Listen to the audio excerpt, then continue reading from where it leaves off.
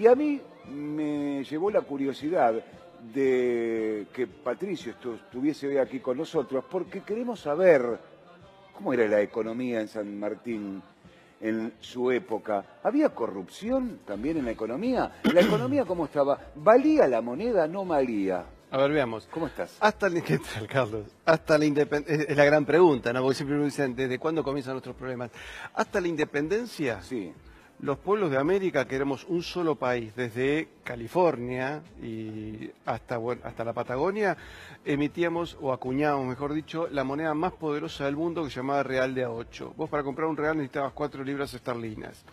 Esa moneda fue la primera moneda global y fue base incluso del dólar norteamericano y del yuan chino. Ajá. Y con esa moneda nosotros comercializamos en toda Asia. O sea, en China no aceptaban la libra esterlina, pero sí aceptaban el real de A8 que se acuñaba en Alto Perú, Porque en Potosí, se denominó lo así, que es Bolivia. Real de A8. No sé, una de las tantas denominaciones, hay muchísimos nombres curiosos, vellón de oro, las macuquinas, el taler. Del taler sale la palabra dólar, por ejemplo. ¿Y esa moneda de dónde venía?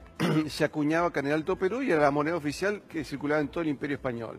Y En toda América, en Filipinas, que era parte de México, y de ahí ingresamos en el mercado asiático porque China necesitaba una moneda poderosa, Sí. y también, por supuesto, circulaba en Europa, ¿no es ¿Y qué cierto? pasó después con el Real de A8? Muy bueno, a los ingleses les interesaba muchísimo dominar los mercados de Asia y destruir el Imperio Español. Qué raro, ¿no? Exactamente. Entonces, ¿qué pasa en la batalla de la Alburera, o tal vez en Bailén, dicen otros?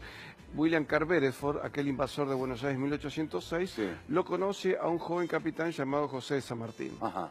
que venía haciendo su carrera normal dentro del ejército español, Sí. donde un nativo de América, o sea, San Martín nace español, porque nace el Virreinato del Río de la Plata, que formaba parte de los territorios españoles, ¿no es cierto? ¿Había corrupción en esa época? ¿Había corruptos? La corrupción en los virreinatos se pagaba caro. ¿Cómo?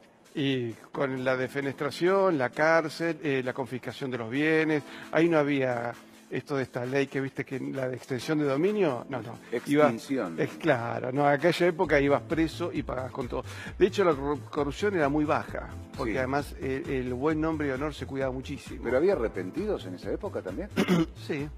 O había, bueno, en la Revolución de Mayo, algunos de los revolucionarios eran contrabandistas y por eso ponen plata para acelerar la Revolución de Mayo. ¿Cómo? ¿Había contrabandistas en esa época? Y Juan Larrea, Domingo Mateo, varios de ellos eran contrabandistas. Es decir, la familia Belgrano se hace rica con el tráfico de esclavos, por ejemplo. Los Belgranos se hicieron ricos vendiendo gente, comprando y vendiendo esclavos. Ajá. Entonces, pero yendo al tema de San Martín, cuando San Martín, digamos, él conoce a los ingleses y Beresford le dice al Foreign Office, tengo un español nacido en América para llevar adelante nuestros planes. Entonces lo ingresan, aparentemente en logias masónicas en Cádiz, en la cual estaba también Alejandro Aguado, aquel banquero que luego lo ayuda en Francia, y ahí se reúnen con varios más y de esa logia pasan a Londres. Sí. El que le da los pasaportes y el dinero es un tal Charles Stuart, un lord inglés, que lo apoya a San Martín para que llegue a ¿Y Inglaterra. cuáles eran los planes? Los planes era destruir España en América y fraccionarla en la mayor cantidad posible de países. Entonces, porque fíjate, no es que se independizó toda América, suponete en 3 virreinatos o 4 virreinatos, Sí. nos repartimos en 20.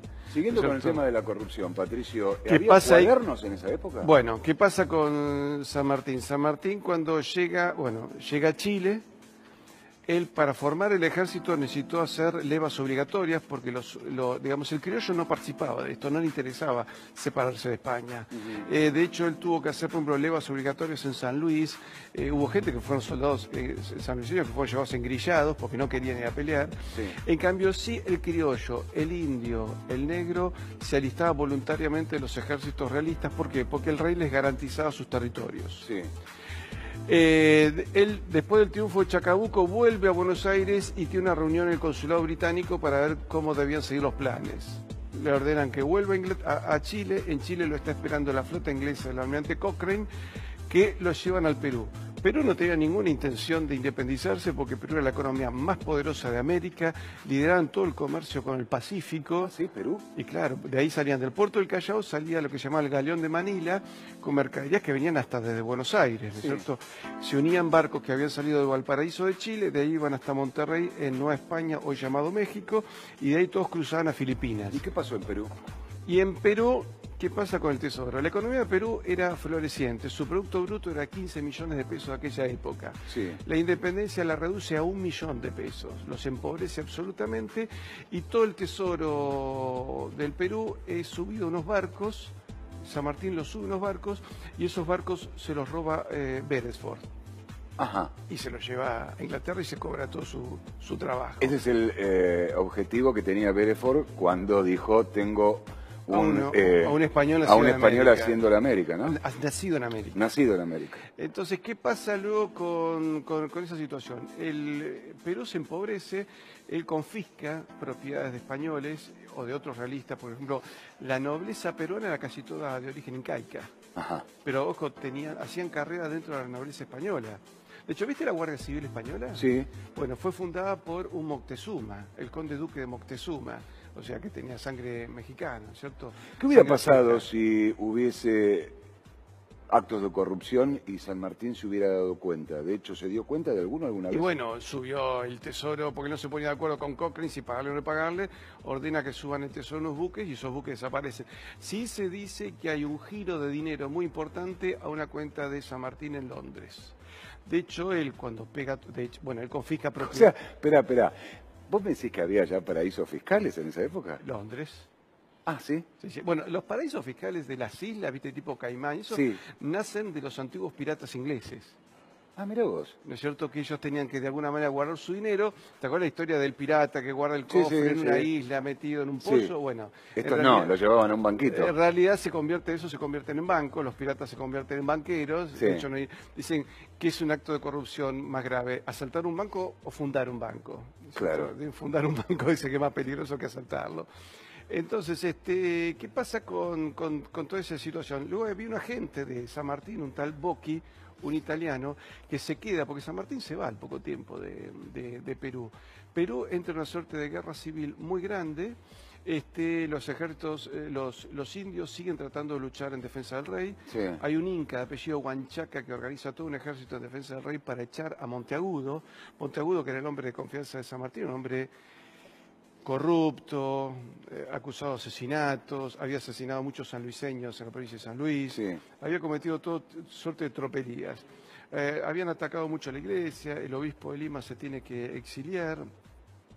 Entonces, ¿qué ocurre con esa situación?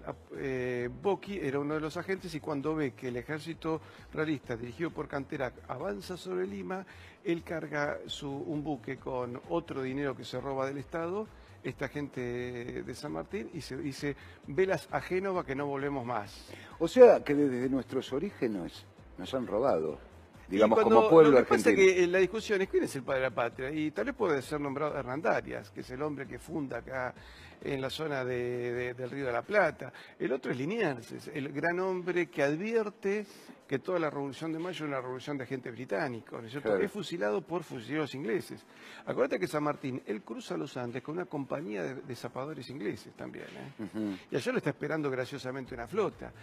Él cuando vino a Buenos Aires al final toma a su hija, a Merceditas, y se va a Londres. En Londres él deja a su hija a cargo de la familia de Peter Heywood, que era un marino inglés que había sido el jefe de la misión naval inglesa en el Sí. Río de la Plata. Sí. O sea, la relación de San Martín con los ingleses es muy fluida, desde que lo conoce a Beresford hasta que pega toda la vuelta.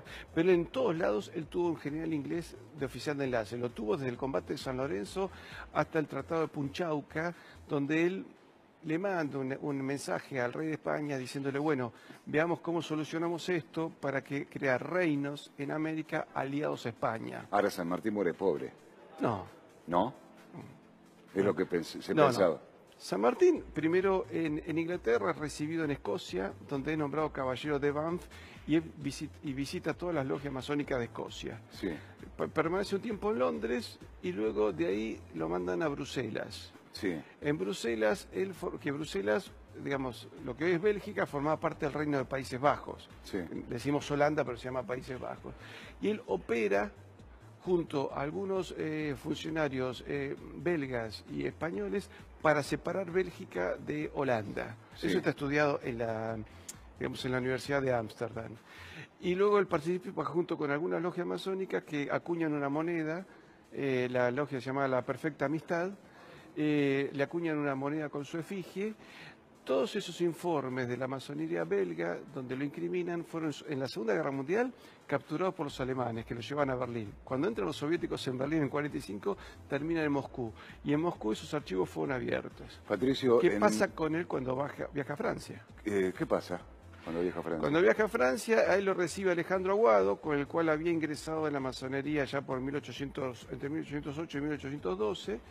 Y es el que lo financia y él se convierte en albacea de los intereses de Aguado y participan en la logia masónica de Ivry. Ajá. Termina siendo luego el apoderado de los intereses de los hijos de Aguado porque Aguado muere en un accidente. Nuestros orígenes se dice que siempre fueron de contrabando. ¿Qué hay de cierto en todo Sí, eso? por supuesto.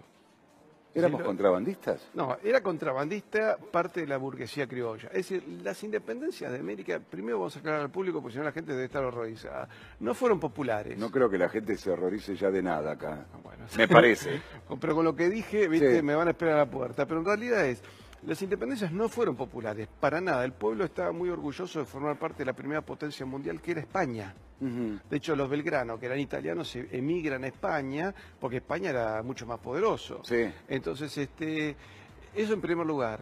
Segundo, se pierde nuestra hegemonía monetaria global, se pierde la importancia de nuestro idioma, se pierden los mercados de Asia y nos convertimos en 20 países ya sin destino y sin moneda. Y lo que pide toda la gente hoy, sobre todo la corrupción actual, ¿esta también se pierde? La corrupción aparece con la independencia.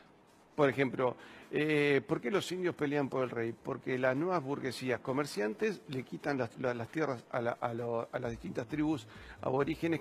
Había tribus aborígenes que ya vivían como blancos, vivían en ciudades, vestían como blancos y formaban parte de la administración. Sí. Vos tenés generales de origen indio, obispos de origen indio, que era la mayor, digamos, jerarquía social. Sí. Tenés nobles de origen indio, tenés funcionarios de alto rango de origen indio. ¿Es verdad que todo ese contrabando que había acá y que vos mencionabas recién se llevaban cosas e ingresaban también cosas a través de túneles? Por los túneles de Buenos Aires. Sí. Sí, que quedan algunos ahí en la Manzana de las Luces. Ahí, Los ahí. están usando ahora, ¿no? No creo que quedaron muy pocos. Pero pero lo que sí hay que aclarar. Las independencias fueron organizadas por las burguesías comerciantes acá y en toda América. ¿No es cierto? Por ejemplo, en Caracas, Bolívar decía, qué mala que es España que no me deja tener esclavos. Bolívar tenía 150 esclavos de raza negra y a España le molestaba eso. Es decir que la plata se la llevaron desde nuestros orígenes. La plata se la llevaron las burguesías comerciantes que le cortaron todos los beneficios al pueblo y de ahí que tuvieron que formar, por ejemplo, parte de los ejércitos libertadores fueron con mercenarios ingleses. El ejército de Bolívar no fue un ejército venezolano-colombiano, Sí. fue un ejército británico. Eran Y si vos tuvieras que hacer un 7.500 análisis, ingleses. realizando tal vez un paralelismo de lo que fue la corrupción en esa época, la economía, el contrabando, con lo que está pasando ahora, ¿en qué concluís? Concluimos que de aquellos barros tenemos estos lodos, de una independencia mal organizada, donde todavía faltaba terminar de organizar el continente, donde por ejemplo las tribus patagónicas reconocían al rey, pero todavía la civilización no había llegado en todo su esplendor a la Patagonia. Sin embargo, ellos siguieron peleando por el rey. Tenemos esta situación de hoy. Mira, para que veas una situación más escandalosa, en 1824 es la última batalla, la de Ayacucho, Sí. ¿no es cierto?, a fin de año.